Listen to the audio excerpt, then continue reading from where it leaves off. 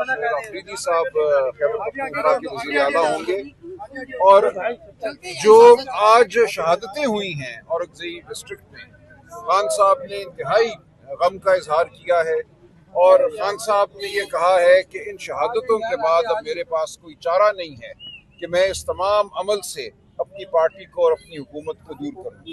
खान साहब ने कहा, मैं 3 साल से ये कह रहा हूँ कि आप एक तशद्दुद का एक साइकिल है जो खैबर पख्तूनख्वा में आप कायम कर रहे हैं। आप एक हमला करते हैं, एक ऑपरेशन करते हैं, उसके नतीजे में अमवात होती हैं और फिर हमारी एजेंसियों पर, हमारे जवानों पर, हमारी पुलिस फोर्स पर हमला होता है, वहाँ शहादतें होती हैं और फिर हम दोबारा यही अमल दोहराते हैं।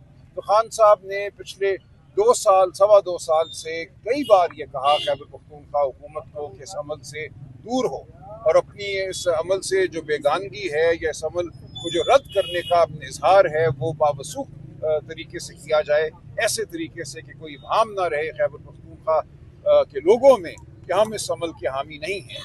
अब आज की शहादतों के बाद खान साहब ये समझते हैं कि खैबर पख्तूनख्वा में पाकिस्तान तहरीक इंसाफ को एक नई शुरुआत की ज़रूरत है। हमने एक नए अज़म के साथ खैबर पख्तूनख्वा के अवाम की खिदमत करनी है। खैबर पख्तूनख्वा के अवाम को ये बावर कराना है कि उनके खून का हर कतरा कीमती है। हम इस सूबे में अमन लाना चाहते हैं और खान साहब बिल्कुल वाज़ेह हैं कि अमन तभी मुमकिन है जब वो तरीका अपनाया जाए जो खान साहब की दौरे हुकूमत में था। 3.5 साल के अरसे में आप देखिए कि दहशतगर्दी तकरीबन ख़त्म हो गई थी, ना होने के बराबर थी और इसकी बड़ी वजह ये थी कि खान साहब ने उस वक्त की अफगान हुकूमत से गुफ्तगू शुरू की थी और याद रहे कि अशरफ गनी हुकूमत पाकिस्तान मुखालिफ हुकूमत थी। इसके बावजूद खान साहब ने अशरफ गनी को पाकिस्तान बुलाया, खुद वहाँ गए और ये हर एक को मालूम था कि वो हुकूमत और रॉ इकट्ठे मिलकर मनसूबा साजी करते हैं। खान साहब ने उस दौरान तमाम ग्रुपों को एंगेज किया, तालिबान हो या दूसरे जंगजू हों, उनको एंगेज किया और इसके नतीजे में पूरे सूबा खैबर पख्तूनख्वा में और पाकिस्तान में दहशतगर्दी में कमी वाक़ई हुई। तो खान साहब ये समझते हैं कि जब तक, और दुरुस्त समझते हैं, जब तक हम 3 जो स्टेक होल्डर हैं उनको शामिल नहीं करेंगे, उनसे गुफ्तगू नहीं करेंगे, तो ये शहादतें होती रहेंगी, ये हमले होते रहेंगे। पहला स्टेक होल्डर जो हमारे फाटा के इलाके हैं, जो कबाइल हैं, वो हैं, हमने उनको शामिल करना है, उनकी बात सुननी है। फिर हमने अफगान हुकूमत से बात करनी है और अफगान अवाम से बात करनी है। खान साहब बिल्कुल ये समझते हैं और दुरुस्त समझते हैं कि जिस तरीके से अफगान महाजरीन को यहाँ से निकाला गया, जिस तरह उनकी बेतौकीरी की गई, बेइज्जती की गई, उससे हमने इस इलाके में अमन को नुकसान पहुँचाया है। इसी तरह खान साहब ये समझते हैं और दुरुस्त समझते हैं कि जो इस वक्त हुकूमत है अफगानिस्तान की, उससे हमने किसी भी सतह पर ताल्लुकात कायम नहीं किए। इस तमाम अरसे में हमारा जो वज़ीर ख़ारजा थे बिलावल भुट्टो साहब, 1.5 साल के अरसे के लिए एक दफ़ा वो काबुल नहीं गए। हमने अफ़गान वज़ीर ख़ारजा को पहले ख़ुद पाकिस्तान मदऊ किया और फिर उसको उस दावत को मनसूख किया। इसके नतीजे में वो भारत गए हैं, वो इंडिया में अब गुफ्तगू कर रहे हैं। तो हमें ज़रूरत है कि हम अपनी पूरी इस पॉलिसी पर नज़रसानी करें और नई खैबर पख्तूनख्वा की जो हुकूमत है वो इसी पॉलिसी को दोहराएगी।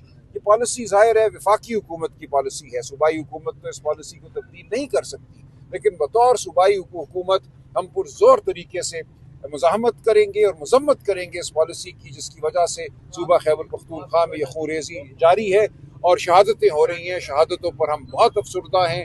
हम अल्लाह ताला से दुआ करते हैं कि अमल।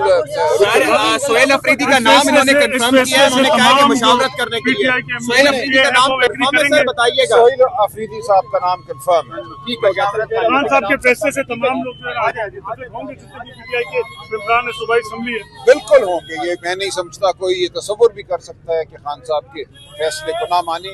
सोहेल अफरीदी साहब खान साहब की चॉइस हैं बतौर वज़ीर आला। खान साहब ने ये भी कहा है कि आप इस पर मुशावरत नहीं, बिल्कुल नहीं कहा।